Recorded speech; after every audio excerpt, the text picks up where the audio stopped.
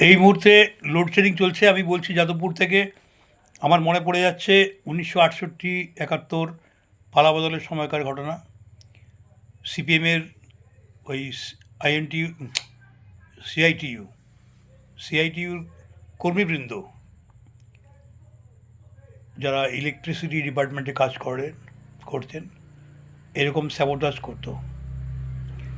এখন চারদিকে দুর্বৃত্তরা দল বাঁধছে, নানারকমভাবে স্যাবোটাজ করার চেষ্টা করছে, নানারকমভাবে সরকারকে হেনস্থা করার চেষ্টা করছে।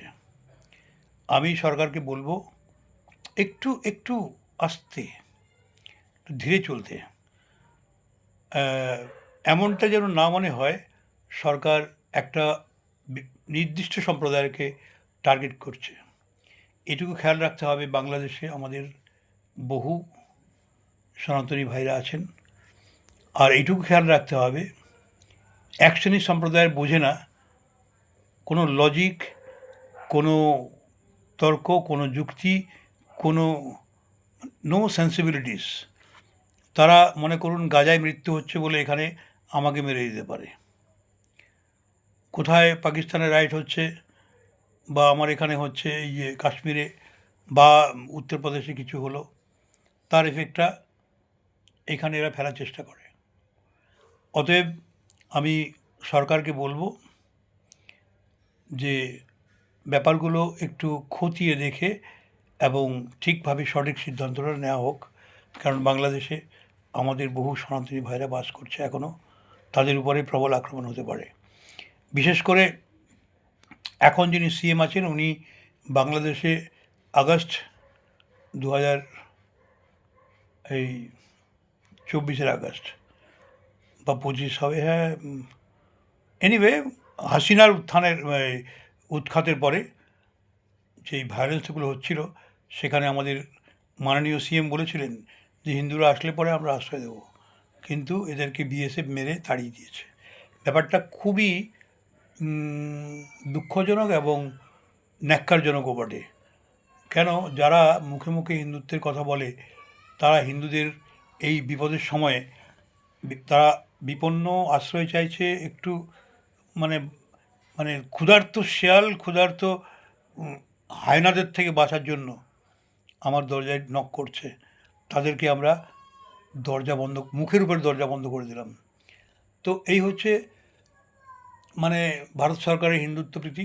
আরেকটা ব্যাপার আমি বলে রাখছি, এই যে CAA, বহুবার বলেছি, CAA আইনটা করা হয়েছে। এই আইনটাই বলা হয়েছে যে এই সমস্ত কান্ট্রিজগুলোতে, আফগানিস্তান, বাংলাদেশ, পাকিস্তান, এনি কান্ট্রিজ, এখানে সংখ্যালঘুদের নির্যাতন হয়, তো আমরা তাদেরকে নাগরিকত্ব দেব।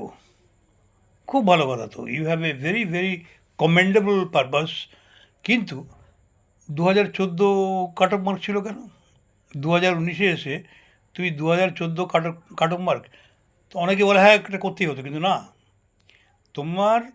তুমি রিজনটা হচ্ছে why you are enacting this act, because these people who are minorities in these countries, Afghanistan, Bangladesh or Pakistan, তো স্ট্রেট ফরওয়ার্ড ওয়ার্ডস, ইসলামিক কান্ট্রিজগুলোতে মাইনরিটির উপরে হ্যারাসমেন্ট হয় এবং সেটা সত্যি ঘটনা। তাদেরকে তুমি নাগরিকত্ব দেবে, আশ্রয় দেবে।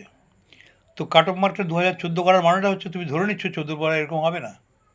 সে কোথায় 24-এ এসে হলো, এখনও চলছে, দিনের পর দিন চলছে। একটা ধমক দিলে কিন্তু বাংলাদেশি হিন্দুদের উপর অত্যাচার বন্ধ হয়ে যায়, কিন্তু সেই ধমকটা দেওয়া হচ্ছে না, because there are financial or other relationship with Bangladesh. তো ঠিক আছে, মানিয়া গভর্নমেন্ট মানিয়াদের মতো কাজ করছে, কিন্তু আমাদের হিন্দুদেরকে দেখতে হবে তো। তুমি CAA-তে নাগরিকত্ব আইন দিচ্ছ, তুমি প্রথমে বলছো subject to Indian foreigners act, subject to Indian passport act. ফাজলামি হচ্ছে। আইনটা বোঝো না? IS দিয়ে ড্রাফট করেছে নাকি? আইনজীবী পাও নাই? আরে আইনজীবী, আরে অশ্বিনী উপাধ্যায়ের সাথে কথা বলতে একবার, কি বলতো না, তারা ওই চটিচাটা না হলে পরে। চটিচাটা কিন্তু এখন মানে irrespective of the particular individual, চটিচাটা has become like universal word for people who are sycophant and buttering mentality. তো